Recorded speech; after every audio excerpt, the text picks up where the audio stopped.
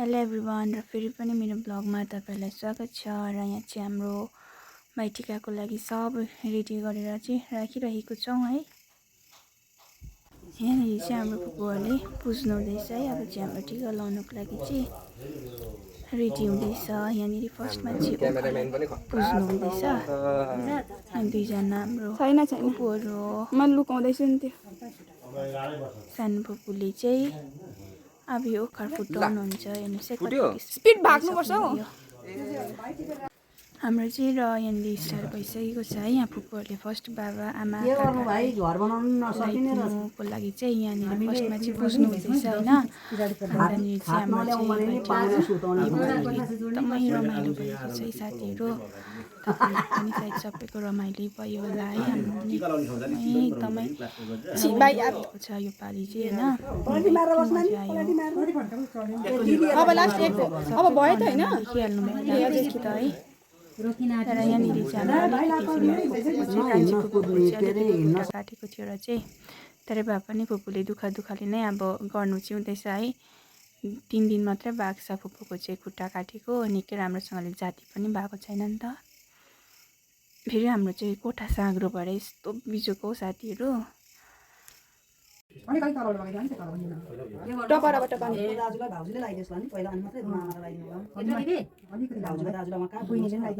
छिरो आज कसरी के प्रकारले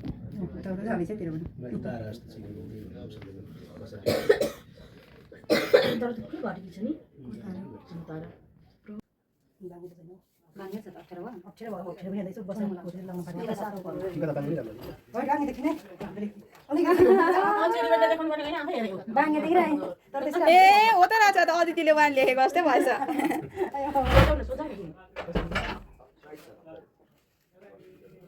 मन प्रकार कति खुसी हुनुहुन्छ नि कतिखेर त्यो गिफ्ट पाएर खोल्यो। अब चाहिँ सबै सकेर गिफ्ट दिनु हुँदैछ यहाँनिर। र अहिले चाहिँ ट्रन आएको छ आमाको। यो चाहिँ हामीले चाहिँ आमा छोरी भएर अघि पुजी चाहिँ सकेको थियौँ। अहिले चाहिँ आमाले टिका लाउनु हुँदैछ। मामालाई चाहिँ एकदमै हतार थियो है। छिटो छिटो आन्टीहरूले चाहिँ बाबाहरूलाई लगाइदिनु भएर चाहिँ आमाले लगाइदिनु हुँदैछ। किन भन्दा चाहिँ कान्छी आन्टीकोमा पनि जानुहुन्छ नि त। अहिले चाहिँ आमालाई लगाइदिनु हुँदैछ मामाले। एकदम हँसी मजाक गर्दै लाउनु हुँदैछ टिका। र अब चाहिँ आएको छ ट्रन मेरो है। मेरो यहाँ दुईजना भाइहरूलाई चाहिँ म यसरी पुज्दैछु। यहाँ तपाईँले देख्न सक्नुहुन्छ। र अहिले चाहिँ म दुबोले उयो गर्दैछु है। कलशले चाहिँ अघि नै सकेको। र अहिले भने चाहिँ म टिका लाउँदैछु है साथीहरू। र तपाईँहरूको पनि कस्तो भाइटिकाहरू यसरी नै रमाइलो नै प्रकारले गर्नुभयो होला है। र मेरो भिडियो हेरेर साथीहरू सबैजनाले इन्जोय गरिदिनुहोस् होला यो पालिको भाइटिकाको।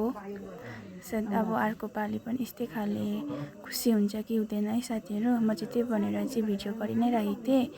हतार भए पनि अब यस्तो खाले यो हुन्छ कि हुँदैन भनेर चाहिँ।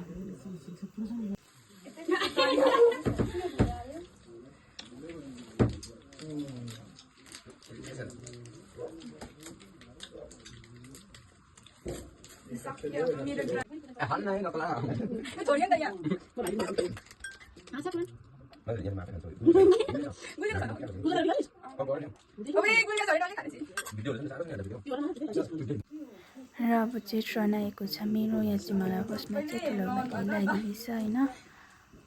भने चाहिँ दादाहरूलाई मैले अघि नै टिकाहरू लगाएर चाहिँ यहाँ सगुन खुवाउँदैछु। हेर्नुहोस् न दादाहरू है। यो चाहिँ मेरो एकदमै प्यारो दादाहरू हो है। योपालि मैले फर्स्ट टाइम भेटेको पनि हो टिका पनि फर्स्ट टाइम नै लगाएको है साथीहरू। दादाहरू चाहिँ एकदमै राम्रो हुनुहुन्छ है। मैले चाहिँ सोचेको पनि थिइनँ कि दादाहरू यस्तो हुनुहुन्छ भनेर होइन। यति रमाइलो है दादाहरू। हेर्नुहोस् न।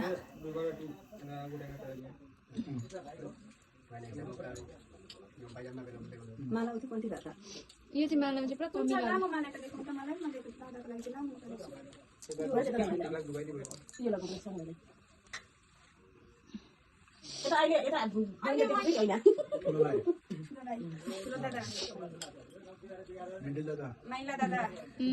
कान्छा दादा धन्यवाद।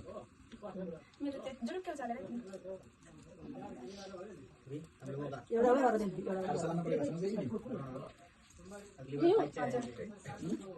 हो यो यता कान्छ त्यो होइन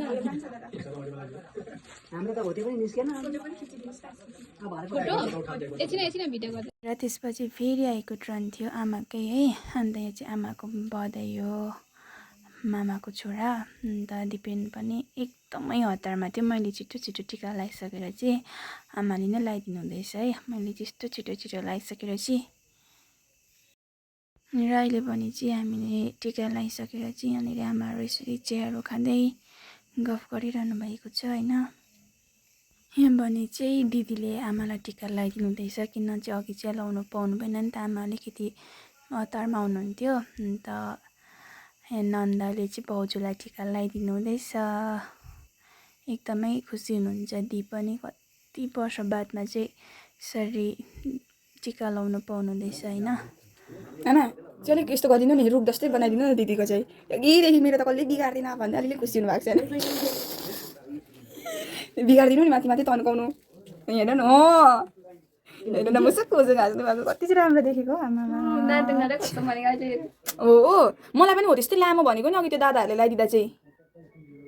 त्यस्तो चाहिँ मलाई मनपर्छ आमाले लगाइदिएको जस्तो। र अहिले चाहिँ आएको ट्रन थियो मेरो सानो भाइलाई, मेरो फुपूको छोरालाई। अन्त भाइले पनि सबैको हातको टिका लगाएर आउनुपर्छ नि त, त्यो भएर चाहिँ अलिक ढिलो भएको थियो। अन्त मैले चाहिँ लुगाहरू पनि अघि फेरिसकेको थिएँ नि त। भाइ आउँदा चाहिँ झन्डै 3 बज्दै थियो। र यहाँ चाहिँ म भाइलाई टिका लगाइदिँदैछु होइन, रिसाउँदै लगाइदिँदैछु, मेरो लागि चाहिँ ठाउँ नै राख्दैन रहेछन् भनेर।